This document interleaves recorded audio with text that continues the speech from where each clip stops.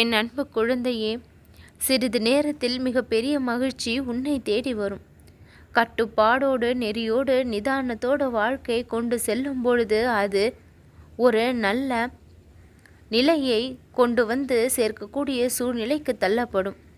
தோல்வி வந்ததென்றால் உடனேயே கலங்கி நிற்காமல் அதை சரியான பாதையில்தான் நாம் செல்கின்றோமா என்று ஒரு முறைக்கு பல முறை சிந்தித்து அவ்வழி சென்றால் தோல்விகளை தாண்டி போக வேண்டிய நிலை ஏற்பட்டு வெற்றியை பரிசாக பெறக்கூடிய நிலையும் வந்தடையும்.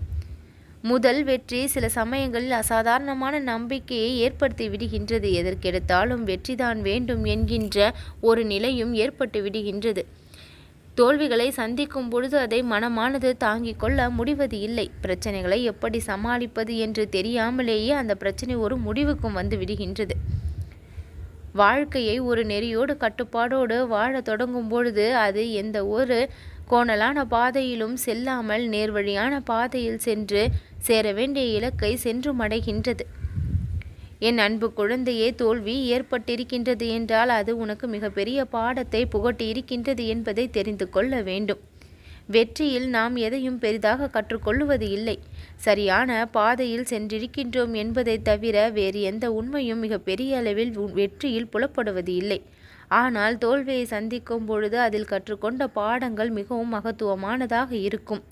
வெற்றி பாதையில் நீண்ட நாள் நிரந்தரமாக உனக்கு வெற்றியை கொடுக்க அது வழியை கொடுத்திருக்கவும் செய்யும்.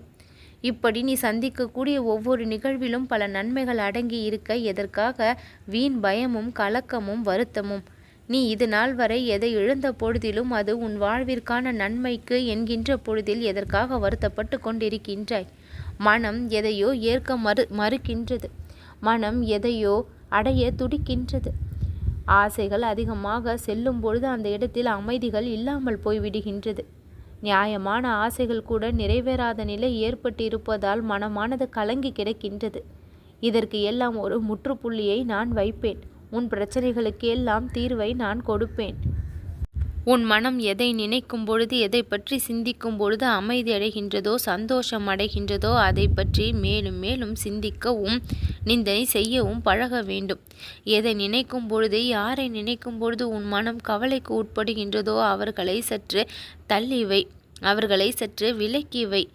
உன் மனம் சந்தோஷத்தை கொடுக்கக்கூடியவர்களை ஏனோ புறக்கணிக்க செய்கின்றது. உன்னுடைய நலனை விரும்புபவர்களை ஏனோ நீயே தவிர்க்கின்றாய். இந்த நிலை மாற வேண்டும். அனைவரிடத்திலும் சமமான அன்பை பகிர கற்றுக்கொள்ள வேண்டும். உனக்கு உதவுபவர்களை ஒரு பொழுதும் நீ உதாசீனம் செய்து கொண்டு இருக்கக்கூடாது. யார் எல்லாம் உன்னுடைய விருப்பத்தை நிறைவேற்ற பாடுபடுகின்றார்களோ அவர்களை ஒரு பொழுதும் அவமதிப்போடு நீ நடத்தக்கூடாது. என் அன்பு குழந்தையே, உனக்குள் இருந்து பிறப்பெடுக்கின்ற ஒவ்வொரு எண்ணங்களும் ஒவ்வொரு சிந்தனையும் செயல்களும் மிகவும் சரியானதாகவும் பிறர் போற்றக்கூடியதாகவும் மாறும்படி நான் வழி செய்வேன். எதற்கு எல்லாம் நீ ஆசைப்பட்டு காத்திருந்தாயோ அது உன் கரம் வந்து சேர அத்தனை சாத்திய கூறுகளையும் நான் உன் கண்முன் கொண்டு வந்து காண்பிப்பேன். மிக பெரிய வெற்றியை எல்லாம் உன் அருகில் வைத்து அது உன் கரங்களுக்கு கிடைத்து நீ மகிழும்படி ஆணையும் இடுவேன்.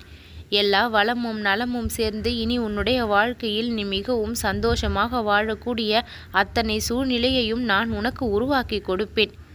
என் மீது நீ வைத்திருக்கும் நம்பிக்கை ஒரு பொழுதும் வீணாகாது. நல்லது நடக்கும்.